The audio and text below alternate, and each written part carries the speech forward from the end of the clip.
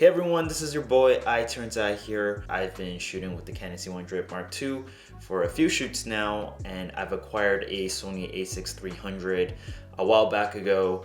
And the whole point of this video is basically to compare and share my experiences using a Canon product versus a Sony product in the line of videography and filmmaking. Now at the end of the video, I'm gonna tell you guys which camera I prefer the most after I give you all my reasons, so be sure to stay tuned until the end. So the first thing I want to talk about is image quality between these two cameras. The Sony A6300 outputs in 4K, whereas the C100 Mark II has a 4K sensor but outputs in 1080. If you go pixel by pixel, some may say that the Sony A6300 has sharper image than the Canon C100 Mark II. But I think a point where I'll disagree with that is definitely on color profile. So I'm really in love with color grading C-Log. I just feel like the colors of everything is so much more natural than the Sony line color grading S-Log, which sometimes there's issues with that, and it's an issue that's reoccurring within the film community. So the next point I want to talk about is more of the form factor and function of these cameras. One thing I really like about the Canon C100 Mark II that the Sony line doesn't have is an XLR input. It is a cinema camera built for filmmakers. And I remember one time on a client shoot, I had the opportunity to utilize the XLR input on the Canon C100 Mark II.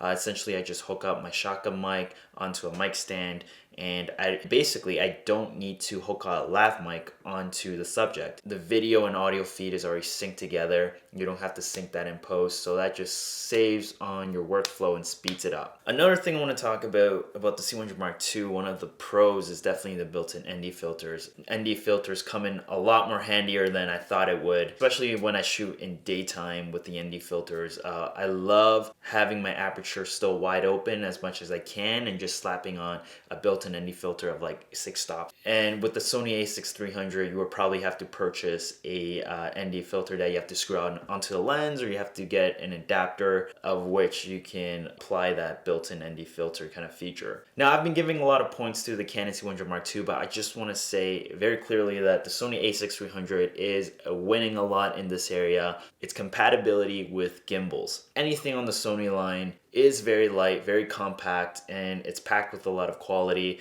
One of the biggest things is just throwing that Sony on one of those affordable gimbals like the Moza Air or the Zion Crane. Obviously, you know, with the C100 Mark II, it's a little bigger, so when you throw it on a gimbal, it increases that weight and it causes more muscle fatigue, and you can't run the gimbal as long as you want to. The third point I want to talk about is definitely the low light capabilities. I haven't got the opportunity to ever really test out Sony's low light capabilities to the max because I always shot with a lens that had an aperture of 1.5 or 1.8 whenever I'm shooting low light situations, so I never really had the opportunity to run into a lot of grain. You know, I would definitely give the edge to Sony in terms of low light, but it's not like a huge deal breaker for me. It wasn't like, oh my gosh, like because of its low light capabilities, I'm gonna buy it now. I think one of the biggest things from what I hear is that if you're shooting a lot of EDM concerts, the Sony line might be really good for that because it reduces a lot of grain when you're shooting low light. The fourth point I want to talk about is frame rates. There's a big difference in this area too. With Sony A6300 and the Sony lines, you could go up to 120 frames per second,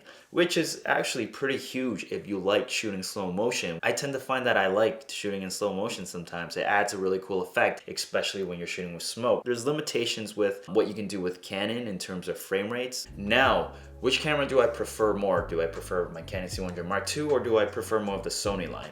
I think after shooting with these two cameras for a bit and, you know, incorporating them into client shoots, I would have to say I still love my Canon C100 Mark II a lot more. And that essentially boils down to the fact of quality and color profiles. I think there's something just about color grading C-Log and the quality that the Canon produces is just something that I don't think Sony has sold yet for me. Then again, you know, I'm really invested into the Canon ecosystem. Now, I want to get your opinion on this. Which camera do you prefer? Do you prefer Canon or do you prefer Sony?